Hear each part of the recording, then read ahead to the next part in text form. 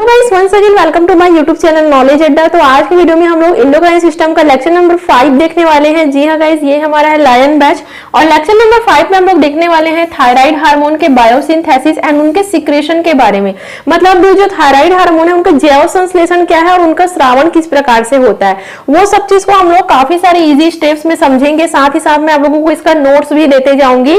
अगर हम लोग बात करें इनके बाकी लेक्चर्स की तो उसका लिंक मैं नीचे डिस्क्रिप्शन बॉक्स में डाल करके रखी हूँ। लेक्चर नंबर 1 से आप लोग देख सकते हो बीएससी जूलॉजी के सारे वीडियोस, या फिर आप लायन बैच के नाम से भी कोई भी टॉपिक या फिर कोई भी चैप्टर सर्च करोगे तो आपके यूट्यूब में आ जाएगा, या फिर आप मेरे चैनल के प्लेलिस्ट में भी जाकर के सारे videos BSc zoology and BSc chemistry के लाइन से देख सकते हो।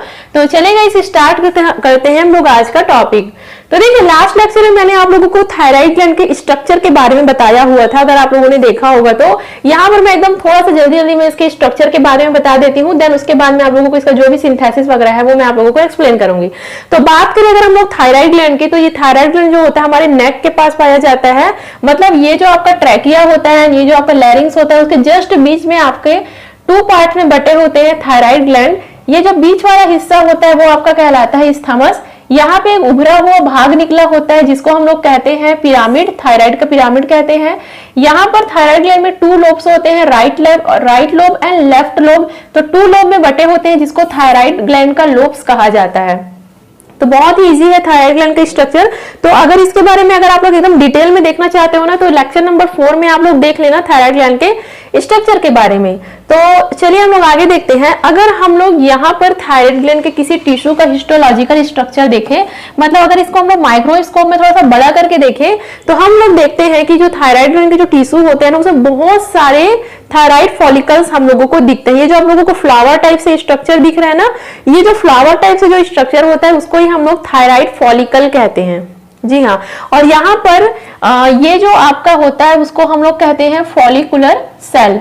यहाँ पर देखो एक राउंड शेप का है और उस राउंड शेप के चारों ओर इस प्रकार से जो संरचना होती है वो क्या कहलाती है, इन फॉलिकल्स की कोशिकाएं कहलाती है, जिसको हम लोग कहते हैं फॉलिकुलर सेल। ठीक है गाइस, आगे जब मैं आप लोगों को इसका बायोसिंथेसिस बताऊंगी ना, तो उसमें ये follicular cell very important role play करते हैं बायोसिंथेसिस में, किसके, हार्मोन्स के। अब देखिए इन कोशिकाओं के बीच में पाया जाता है कोलाइड, एक प्रकार का येलो कलर का चिपचिपा लसलसा पदार्थ होता है जिसमें थायरोग्लोबुलिन भी पाया जाता है, आगे मैं इसको बताऊंगी। तो ये क्या है, बीच में जो लसलसा पदार्थ जो कि एक प्रकार का ग्लाइकोप्रोटीन होता है जिसको हम लोग कोलाइड कहते हैं, वो इस फॉलिकुलर सेल के बीच में भरा होता है ना। और इनके बीच बीच में क्या है, ब्लड वेजल पाया जाता है, काफी सारे ब्लड वेजल इनके बीच बीच में पाए जाते हैं। यहाँ पे देखिए पैराफॉलिकुलर सेल भी पाया जाता है। तो ये था गाइस हमारे इसका एनाटॉमी, मतलब थायराइड ग्लैंड का एनाटॉमी। खैर ये सब चीज मैं आप लोगों को ऑलरेडी बता चुकी हूँ, बट आज के टॉपिक में नया क्या होने वाला है वो आप लोग देखिए। ये जो आपका फॉलिकल्स होते हैं, थायराइड फॉलिकल्स होते हैं, वो वेरी इंपॉर्टेंट रोल प्ले करते हैं T3 और T4 हार्मोन के सिक्रेशन में। और इसी चीज को हम लोग यहाँ पर आज के वीडियो में पढ़ने वाले हैं। थोड़ा सा डिटेल में हम लोग देखेंगे कौन कौन सा स्टेप है जिसके थ्रू ये जो फॉलिकल्स होते हैं वो T3 और T4 हार्मोन, मतलब जो भी थायराइड हार्मोन है वो सिक्रेट करते हैं। कौन कौन सा प्रोसेस है, कौन कौन से स्टेप्स है, कैसे कैसे ये सिक्रेट करेंगे, ये सब चीज के बारे में आज हम लोग थोड़ा सा डिटेल में पढ़ने वाले हैं। ठीक है गाइस, लेकिन एक बात आप लोग और ध्यान देना, केवल ये जो फॉलिकल्स है वो ही रिस्पॉन्सिबल नहीं होते हैं T3 और T4 हार्मोन के सिक्रेशन में। एक और हार्मोन रिस्पॉन्सिबल होता है जिसका नाम है TSH, थायराइड स्टिमुलेटिंग हार्मोन। ये जो थायराइड स्टिमुलेटिंग हार्मोन है वो पिट्यूटरी ग्लैंड से सिक्रेट होता है। मैंने आप लोगों को जो पिट्यूटरी ग्लैंड का स्ट्रक्चर बताया था उसमें मैंने बताया था कि पिट्यूटरी ग्लैंड में एक टाइप का हार्मोन सिक्रेट होता है जिसको हम लोग कहते हैं TSH। और ये जो TSH हार्मोन होता है वो क्या करते हैं, इन्हें जो है वो स्टिमुलेट करते हैं। क्यों? ताकि ये T3 और T4 हार्मोन को सिक्रेट करे। तो TSH hormone very important role play करते हैं T3 और T4 हार्मोन के निर्माण के लिए। ठीक है, तो ये एक प्रकार का एक इंट्रोडक्शन था हमारे इस टॉपिक का। हमको इस टॉपिक में ये पढ़ना है कि किस प्रकार से जो हमारा थायराइड ग्लैंड होता है वो थायराइड हार्मोन का सिक्रेशन करता है, कौन कौन से उसमें स्टेप्स होते हैं। ठीक है गाइस, अब चलिए हम लोग फाइनली आगे बढ़ते हैं और यहाँ पर मैं आप लोगों को बहुत कुछ चीजें बताने वाली हूँ। तो देखिए गाइस, ये जो प्रोसेस है ना बहुत सारे स्टेप अलग अलग स्टेप में कंप्लीट होता है। तो हर एक स्टेप के बारे में मैंने अपने नोट्स में अच्छे से लिखा हुआ है, तो वीडियो के लाइन में वो आप लोगों को मिल जाएंगे। बट उससे पहले मैं आप लोगों को रफली इसको समझा देती हूँ।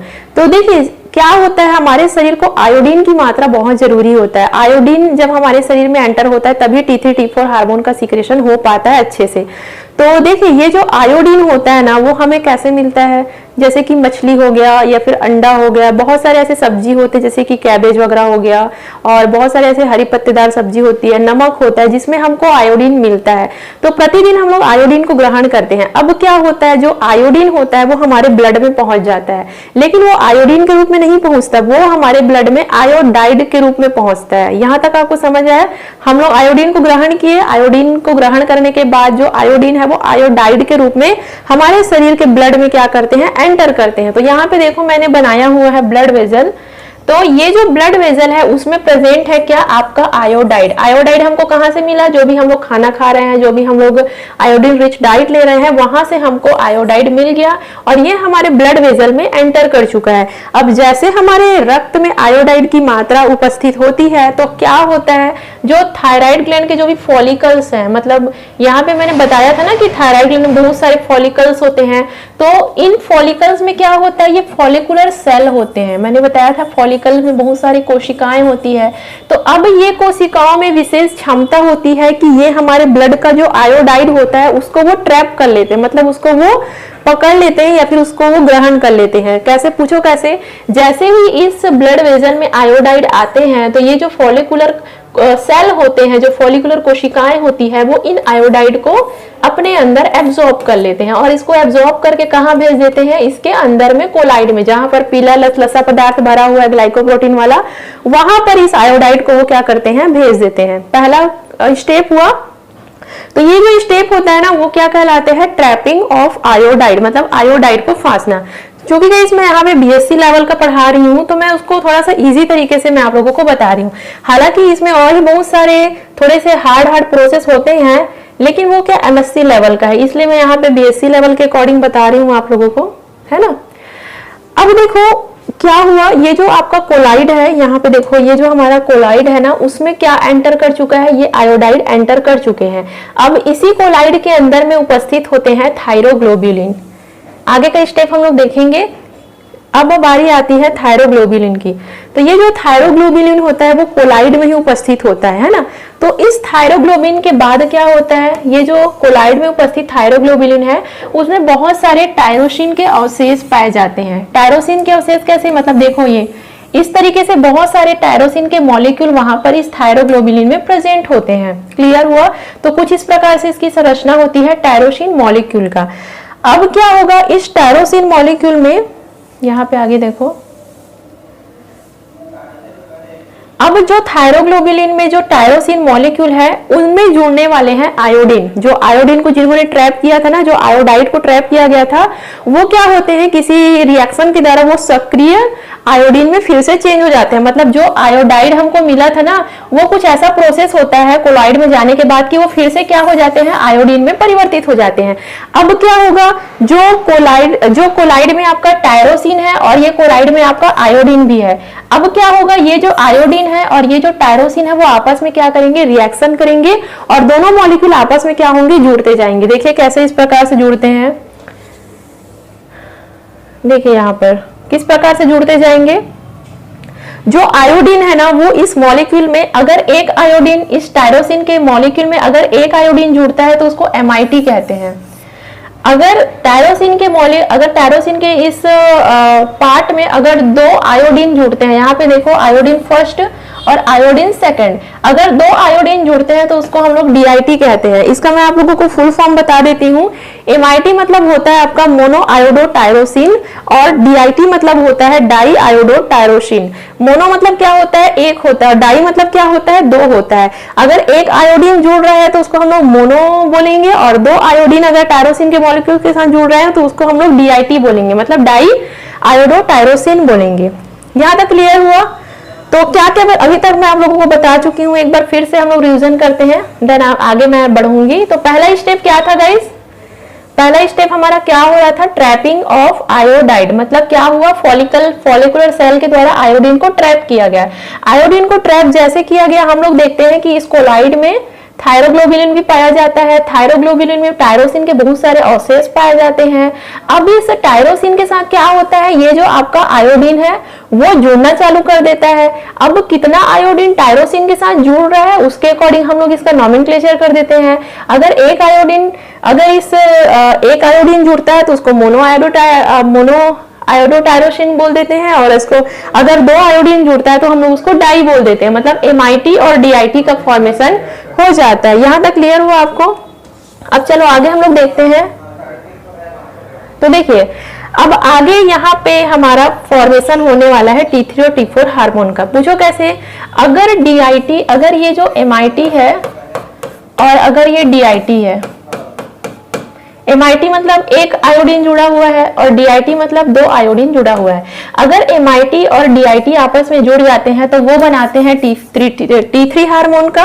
और अगर DIT और DIT जुड़ जाते हैं, ये आपका क्या है, DIT है, और ये भी क्या है आपका, DIT है। DIT है ना, क्योंकि देखो यहाँ पे 2 आयोडीन जुड़ा हुआ है। तो अगर DIT मॉलिक्यूल आपस में जुड़ जाते हैं तो फिर वो T4 हार्मोन का फॉर्मेशन कर देते हैं। आया समझ में T3 T4 हार्मोन कैसे बनता है? आया गई समझ में T3 और T4 हार्मोन कैसे बनते हैं? अगर MIT और DIT मिल रहा है तो वो T3 हार्मोन बनाएगा। अगर DIT और DIT मिल रहा है तो वो T4 हार्मोन बनाएगा। तो फाइनली हम लोग का बनता है T3 और T4 हार्मोन। लेकिन केवल इतना ही नहीं होता है, जो TSH हार्मोन होता है ना, यहाँ पिट्यूटरी ग्लैंड से निकलने वाला जो TSH हार्मोन होता है वो वेरी इंपॉर्टेंट रोल प्ले करते हैं T3 और T4 हार्मोन के बनने के लिए। क्योंकि TSH हार्मोन के बिना कुछ भी नहीं हो सकता है। जब तक TSH हार्मोन संदेश नहीं देगा कि भाई हमको T3 और T4 हार्मोन बनाना है, तब तक ये कुछ भी नहीं होगा। ना ही आयोडीन का ट्रैपिंग होगा, ना ही टायरोसिन के मॉलिक्यूल आयोडीन के साथ जुड़ेंगे, ना ही फिर कुछ भी नहीं होगा। तो TSH hormone very important role play करते हैं T3 और T4 हार्मोन के निर्माण के लिए। यहाँ तक क्लियर हुआ? अब जैसे T3 और T4 हार्मोन बनता है वैसे क्या होता है, अब देखो जैसे ही T3 और T4 हार्मोन का फॉर्मेशन होता है, यहाँ पे जो भी आपका T3 और T4 हार्मोन होता है वो कहाँ चले जाता है? T3 और T4 हार्मोन जैसे बनते हैं उनका वो क्या हो जाते हैं, यहाँ पे जो भी कोलाइड होता है, क्योंकि कोलाइड जो कि प्रकार का ग्लाइकोप्रोटीन होता है, वहां पर क्या होते हैं, ये मुक्त हो जाते हैं। जो भी T3 T4 हार्मोन रहते हैं इस कोलाइड में जाकर के क्या हो जाते हैं, कलेक्ट हो जाते हैं। क्लियर हुआ?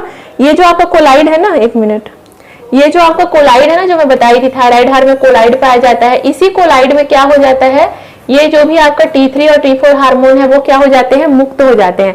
और ये तब तक इसी कोलाइड में मतलब ये तब तक इसी कोलाइड में पड़े रहते हैं जब तक इनका कोई काम ना हो जाए। जैसे हमारे शरीर संदेश देता है कि T3 और T4 हार्मोन की जरूरत है, वैसे ही T3 और T4 हार्मोन यहाँ से क्या हो जाते हैं, बाहर निकल जाते हैं। इतना होने के बाद ना जो यहाँ पर जो थायरोग्लोबुलिन रहता है उसका क्या होता है, जल अपघटन होता है। तो जैसे थायरोग्लोबुलिन का जल अपघटन होगा, एक एंजाइम होता है जिसके थ्रू जल अपघटन होता है, वो एंजाइम का नाम मैं अपने नोट्स में लिखी हुई हूँ। तो जैसे उस एंजाइम के द्वारा इसमें प्रेजेंट थायरोग्लोबुलिन का जल अपघटन होता है, वैसा ही क्या होता है, T3 हार्मोन, T4 हार्मोन और DIT MIT सब क्या हो जाते हैं, अलग अलग हो जाता है। जब भी हमारे बॉडी को नीड होती है, जैसे TSH हार्मोन संदेश भेजते हैं उसके अकॉर्डिंग T3 और T4 हार्मोन क्या होते हैं, मुक्त हो जाते हैं। जिस बॉडी के जहां भी नीड होता है वहां पर रक्त के थ्रू वो चले जाते हैं। क्लियर हो गई आपको? तो ये है। तो यहाँ पर मैं आप लोगों को एक और डायग्राम बता देती हूँ।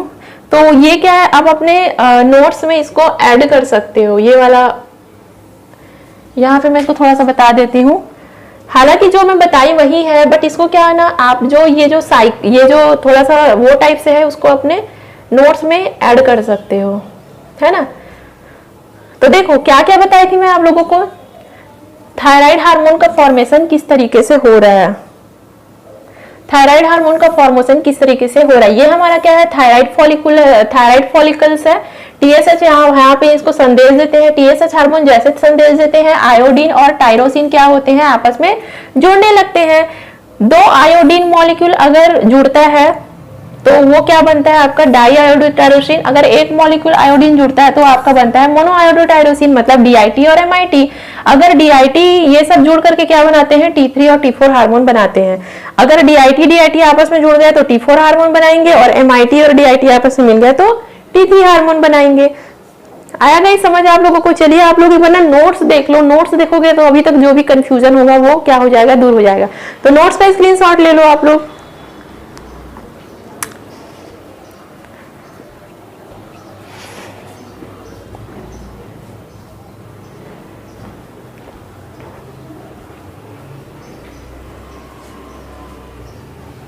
होप यू गाइस आज का जो ये टॉपिक आप लोगों को समझ आया होगा। कोई भी दिक्कत हो आप नीचे कमेंट कर सकते हैं। इसके बाद हम लोग नेक्स्ट कोई भी ग्लैंड के बारे में डिस्कस करेंगे लेक्चर नंबर 6 में।